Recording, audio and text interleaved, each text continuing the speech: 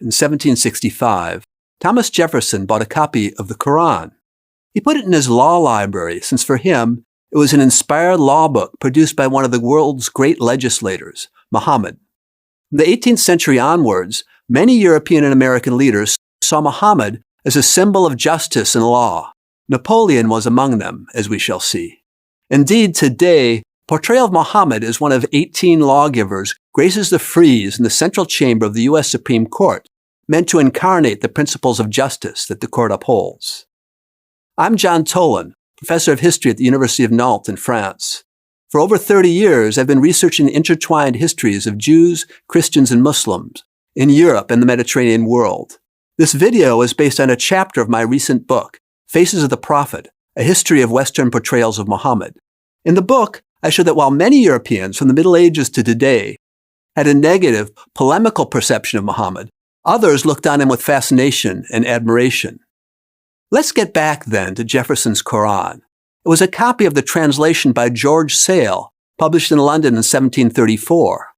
Earlier translations of the Quran into Latin, French, English, and other European languages explained that they translated the Muslim holy book in order to refute it, to expose Islam as fallacious. Sale, on the contrary, sought to faithfully render the spirit and letter of the Quran, which he saw as the work of a brilliant, inspired religious reformer, Muhammad. In his introduction, Sale traced the early history of Islam and idealized the prophet as an iconoclastic, anti-clerical reformer who had quashed the power of a corrupt and avaricious clergy and banished the superstitious beliefs and practices of early Christians. They take their priests and their monks for their lords besides God and Christ the Son of Mary. Although they are commanded to worship God only, there is no God but He. Sale's translation was widely read and appreciated in England, particularly by those who sought to limit the power of the Anglican Church. Muhammad had become a symbol of anti-clerical republicanism. Sale's translation was influential outside of England as well. We saw that Thomas Jefferson bought a copy in 1765. It helped him conceive of a philosophical deism which surpassed confessional boundaries. When Keith Ellison, the first Muslim member of Congress, took his oath of office in 2007, he had his hand on Jefferson's copy of the Quran, which is now in the Library of Congress. Goethe read a German translation of Sale's version. It helped color his evolving notion of Muhammad as an inspired poet, an archetypal prophet. And Voltaire cites with admiration Sale's translation. In his World History, the Essai sur les Mœurs, he presents Muhammad as a fanatique de bonne foi, an inspired reformer who abolished superstitious practices and eradicated the power of a corrupt clergy.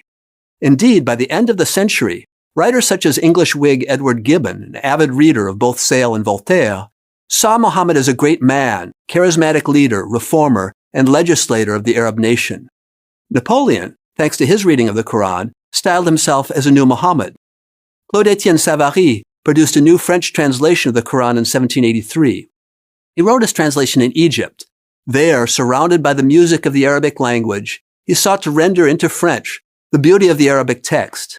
Like Sale, he wrote a long introduction in which he presents Muhammad as a great, extraordinary man, a genius on the battlefield, and a man who knew how to inspire loyalty among his followers.